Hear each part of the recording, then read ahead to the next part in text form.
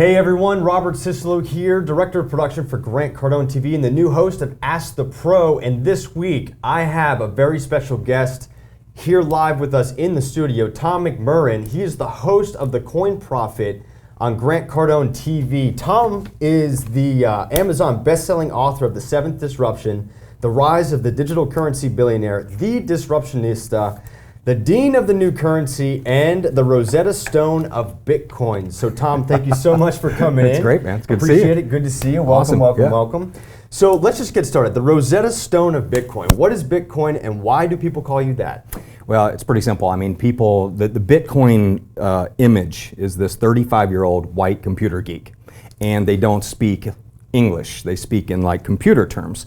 And so it's important that when we go out and talk to people, we talk in a language they can understand. That's the only way digital currency will be adopted, is when people actually understand it. And if you think about the terms of the internet when they first came out, we needed a translator for it. And AOL did the best job translating it for us. They made it easy. And so my goal is the Rosetta Stone of Bitcoin, of new currency, is to get people to understand what digital currency is. We use it on a daily basis. We just use different forms of it. And so I say, if I could send you email money, would you understand that? If I could send you an email with money attached, would you understand that? Well, everybody understands PayPal. So I have to speak in frameworks that people use today, because Bitcoin is pretty foreign to people. It is. It's one of those things that I don't know a lot about. I've heard about it. It's kind of been around for the last few years. So take me through somebody that's never heard of Bitcoin and you're saying digital currency. Educate me as if I know nothing on that. And the audience here, what is it about digital currency? What is it and how can they use it right now? Well, number one, it's better experience than explained. So like I did with you, I sat down and we actually did a transaction. Yes, yeah, it was cool. And so if you want to do that, you can go to setupcoinwallet.com and there's a 4-minute video and it explains how to do it, and we'll actually send you some money to donate it to United Way. So first, what I would say is do a transaction and you'll see you're just really sending value to each other. And Bitcoin, it's an interesting thing. It's almost like a stock. Mm-hmm. So imagine your currency growing like the value of Google stock did. Is that intriguing to you? Mm-hmm. Would you like to see your currency, the value of your savings? Okay, yeah. I've got your attention, so that's where we start. And a digital currency is interesting because it's finite.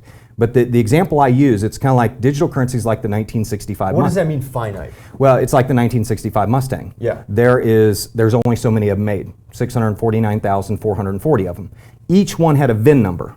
Well, that VIN number is like a digital currency number. Sure. Okay, so every serial number, every digital coin has a serial number that's unique. And so it's just like when you look at the dollar bill, if you pull one out, it has a serial number on it. When you look at a house deed, it's got a serial number on it. Everything we do in value has a serial number attached. Well, Bitcoin has 21 million serial numbers. And it's kind of like beachfront real estate. They're not making any more of it. There's only 21 million serial numbers. And that's, as the community has grown around Bitcoin, the value of Bitcoin has gone from 10 cents to $1,203 per coin. If you had to put $1,000 in Bitcoin, you'd have had 12 million at its peak. Right now, you'd have about 6 million. It's come down to about 600. So it does fluctuate like a stock does. Mm-hmm. So, when I'm out there translating to people, I just say, imagine having currency that it moves in value kind of like a stock does. One difference, a stock, they can issue more stock. A company can dilute your stock. Bitcoin, they can't. So why is that advantageous then? Well, as the community grows around the 1965 Mustang, what's happened to the value of the Mustang? It's gone up. Okay, $25,000 to $250,000 for an Eleanor. Okay, why? Because there's only so many of them. Correct. So as a community grows around a finite asset, so does the value of the coin. Okay. Or any asset, or any serial number. And so, that's the best thing to explain. It's like, I tell people that when you invest in something that's finite, it's like beachfront real estate. What's the magic saying? Invest in beachfront real estate. Why? Because they're not making any more of it. Exactly. Okay. Well, look what's happening in Florida. It's right where we're at. Beachfront capital of the world. Mm-hmm. So. I love it. So walk me through the process. I go in and I sign up for Bitcoin. I don't even know what I'm doing. I've got, I give you $100 or $5,000 or talk about a business that maybe is bringing in, $12 to $15 million a year, and they want to utilize Bitcoin. They want to accept Bitcoin as a payment method. As a payment method. Okay. You talked about a disruption, which we'll get into in a second, but just that initial setup process. I'll give you a great example. Yeah. What's your most expensive product here at Grant Cardone? The most expensive product would be our training program. Okay, how much is that? That ranges anywhere from $36,000 on up. Okay, and average credit card fee on that would be 3%? About, yes. Okay, so it would cost you a lot of money to sell a $36,000 package on using credit card. We're talking about, what, $900 Sure. to do the transaction. Sure. Okay? With Bitcoin, it would cost you 1%. Okay. Irreversible, Wow. no fraud, Okay. instant. And a company like BitPay.com in Atlanta, a great company. GoCoin is another one that can help you. BitX is another one. And they will actually convert the Bitcoin. So I would walk in here with my mobile app, or you'd send me a QR code or an account number, Sure. and I would pay the money to that account number. It would hit instantly. Okay. No bank to delay it over Friday, hang on to your money, float it. Oh, so it takes out that we got to hold this for 3 to 5 days. deal. It's Exactly. like, There's boom, no I've holds got- on it either. I've got money right The away. in milliseconds, it's in your account. Okay. Now, it might take up to a minute for it to get confirmed, but it's in your account. Okay, so we have that. You get the funds, they come in. How does somebody transfer that Bitcoin They're like into cash? BitPay does it for you. Okay. That's what they charge the fee for. They charge the fee to convert it to cash, and they put it in your checking account. Oh, okay. Okay, Yeah. great. So then why would I? And you could keep like a percentage in Bitcoin. Okay. Say if you want, I want to keep 30% in Bitcoin. Why would you do that? Mm-hmm. Is the dollars you're putting in your bank account, are they appreciating in value? No, they're not. Actually in the last 30 years they've decreased by 40%. So I mean, Grant's about the same age I am. You are too. We've lost 40% of our buying power in the last 30 years since we've been working. So we've been running up a down escalator. So this is and our moms told us that was a dumb thing to do. That's incredible. So this is almost a way to, I don't want to say save money, but protect the value of money. It's the best hedge against inflation out there. Wow. Okay, great. And I mean, I'm looking, like my portfolio, I say I want to keep 5 or 10% of my cash in Bitcoin to keep up with inflation. And as it grows, I have more buying power. Great example. I have some OneCoins that I had a year ago that were 50 cents a piece. Today they're $7. A year ago when I bought a hamburger for $15, it cost me about 31 coins. Today it cost me 2. So it's the number of units that I'm using is what matters. So instead of using 31 coins, I'm only using 2 OneCoins. Okay, so how could you measure like wealth or rich or success in Bitcoin as opposed to like somebody that's worth $350 million? How would that translate into Bitcoin? Same way. I mean, Same it's exact way. yeah. I mean, it's the CFTC has recognized it as a commodity, so it's no different than having $350 million in Bitcoin as a commodity. Okay. So and it's the tax treatment's done the same way as a commodity. I love it. So, okay. So one of the things that we brought up before we started talking about this is that, it's bankless banking. Sweet. Talk about bankless banking. What is that? I mean, I know what it means. It's kind of like a postless post office. A postless post office. That's incredible. So in '91, we were going around teaching everybody how to send emails, communications, without using a post office. We'd come by and put that modem and make that loud screeching noise, and we'd say, okay, watch this, we're gonna send an email. And since none of your friends had one, we were sending them to like one of our accounts. We set up one for you. And we show people how to circumvent the post office. Right. That became very disruptive for the post office. They were profitable in '91 as a government agency, the only one, by the way. Today, they're hemorrhaging $90 billion a year. Okay, they're losing massive money. Why? Because we broke the value chain that was vital to the existence of the post office. You don't need a stamp anymore to send a letter. If you do, you just, you're old school. Right. But you don't need it. And so when you think of a disruption in what we're doing, we're teaching people how to send money without using a bank. Now that's disruptive to the banking industry, or without using Western Union. Right, because you're actually giving the person direct control over their finances immediately. Yeah. As opposed to not. Yeah. Okay. So we got Eric, my buddy, who was here in the studio today. I did a transaction with him today, and I sent him $5, and it cost me like 4 cents. Gotcha. Okay, And we did it and when we first hooked up on a show. You set me up on Bitcoin, and then so where are some of the places that I could use that now? There's about 500,000 places, and I should mention that PayPal is coming out with a digital coin wallet now. Okay. And Amazon, you can use an app called Purse.io, save 10 to 15% on your Amazon purchases by using Bitcoin. You can save if you're an avid Starbucks drinker. You can buy your Starbucks dollars with Bitcoin, and they'll give you a 10% off. Grant would love You know why? It's because they have no fraud, no credit card fees, no delays, no chargebacks, nothing. So they'll give you the extra 10%. What that tells me is businesses are losing between 6 and 10% for using Visa, MasterCard. Wow, that's incredible. So, okay, so take me through, what are you doing every day in your industry? Like, what's your role? What's your responsibility? I know you talk about that you're teaching people, but let's dive into that a little bit and kind of explain to the audience, what is it that you're providing for people in relation to Bitcoin? Yeah, it's real basic 101. We want people to do a transaction. and we want you to do your first bankless banking transaction outside of a government-issued currency, and we want you to try it. And so I'm out there educating. I do probably 100 of them a week. So I'm sending out, I get emails every day from people saying, hey, I just set up my PayPal account, or my Bitcoin account. Would you send me $1? Sure. And so I do that, and I have them turn around and have them donate it to United Way, so they can learn something. I did it. Yeah, I did and do some good. So that's the first step. The second step is I want them to read my book, The Seventh Disruption. Okay, and that is all. It's a whopping 30-page ebook. But people who read it, lights go off in their head. They go, wow, I can understand why this is the Napster of the banking industry. I understand why this is the Wikipedia of the encyclopedia industry. I understand why this is the Kodak of the mobile phone industry. Why did I say mobile phone? Kodak was not disrupted by digital cameras. They had digital cameras. They were disrupted by mobile phones. Yes. And that because they didn't have mobile phones. And so Kodak, you look at Kodak and EMI and all these massive industries that were just completely, sold off in bankruptcy. It's because of, say, Sean Fanning, a college kid who wrote some computer code that showed people how to download music. That's how disruptive we are. There's people that are working in a company called Ethereum right now that are working to disrupt Uber.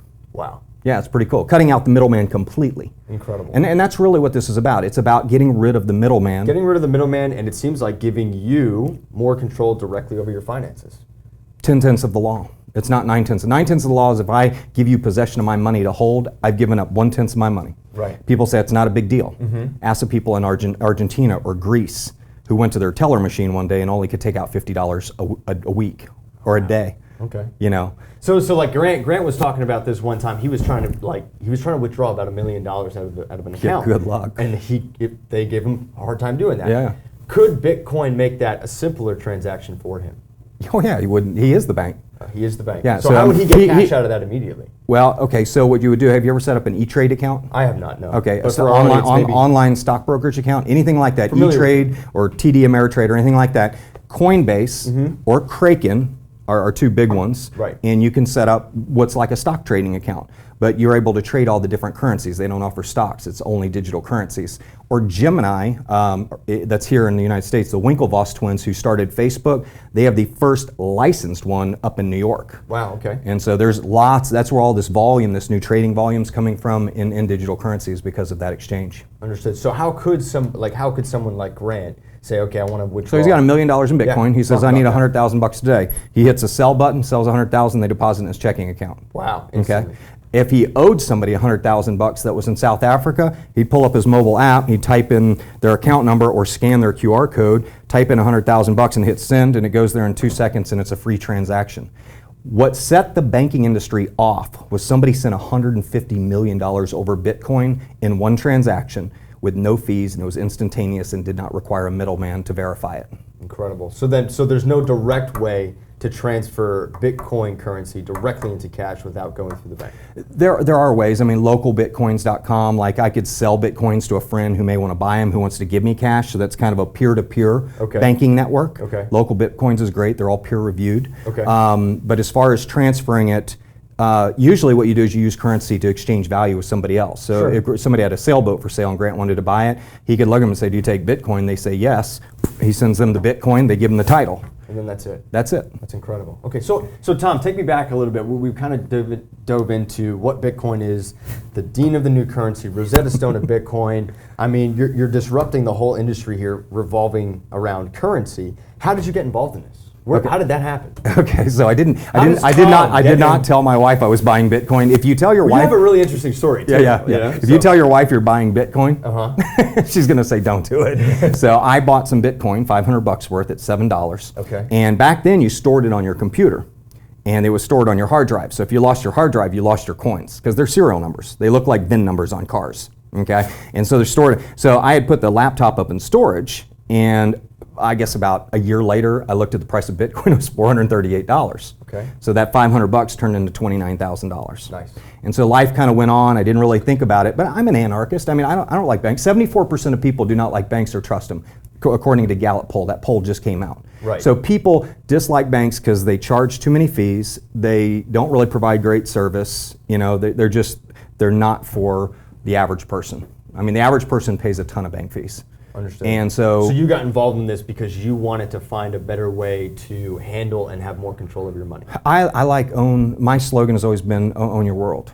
And I think when you have all your money at the bank and you read these horror stories of like the rapper up in Atlanta went into Bank of America, pulled out 200 grand to go buy a Lamborghini, walks out, they called the police on him. They pinned him down and took his money. I think people should be allowed, as long as they're using it for legal purposes, I think they should be able to control their privacy and control their finances. So what would be the top 5 things that somebody that doesn't know anything about Bitcoin, what could they learn from you and what could they implement right away? I think the important thing is they could learn how to do a transaction. Okay. They could learn how to buy it. They could set up a Coinbase account and learn how to buy and sell it. Sure. They could learn how to go to, say, gyft.com, and they could learn how to buy gift cards. Like I can, if you sent me $1,000 in Bitcoin, I can go to Gift and I can buy a Whole Foods card for $400 and go use it to buy groceries. So I could actually convert what you sent me into groceries that go, or I could buy a gift card from Walmart. They sell them. McDonald's rewards programs uses Bitcoin now.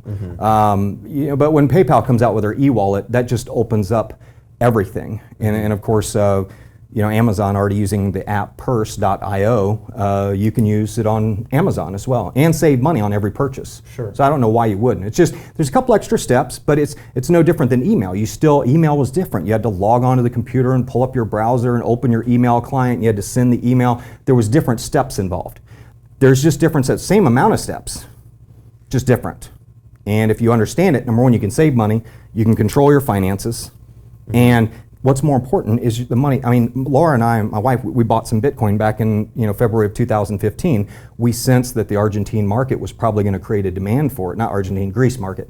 And sure enough, Bitcoin has tripled in value. So the money that we put in has tripled in value. I can move that now into dollars if I want, or I can go use it to buy whatever I want. That's incredible. Yeah. So I like the idea of a currency that increases like in value, like Berkshire Hathaway stock. That's what I want. I want my money to do that instead of doing the opposite direction. The opposite direction. I want to run up and up escalator. That gets you to retirement faster. I'm with you. You with me? Okay, good. I understand. So make sure. One of the things that you said was that it's internet based. Right. It's on the internet. I'm gonna play the opposite end of the spectrum here. What happens if that goes down? We have a lot more problems than your money. Okay. But fair answer. If I have all of my money. Now here's the deal. You can on a device. You understand what I'm asking? No, right? here, I got it. On a device, you can store it on what we call hot storage. Sure. But you can actually store your coins on cold storage as well, meaning on paper. So you can actually take an offline software program that will save it to what's called cold storage. Okay. And that's real important. And actually, we talked about in one of our interviews with Sonny Ray from UnoCoin. We talked about that. Yes. That's a great interview to watch if you're a beginner. And so when you store them in cold storage, like you could take right now, if we had $1 million, Grant has $1 million. He puts it all into cold storage. Right. He goes over to Europe, Yeah. and he finds an investor over there who wants to buy $1 million in Bitcoin. He can decipher his cold storage for the guy right there using an offline software program. All his serial numbers are there. Guy gives him the $1 million or puts it in the account. Grant turns over the serial numbers to him. Deal done. He just left the United States with a piece of paper or a Tracer, a little USB thing, with $1 million on it. Wow.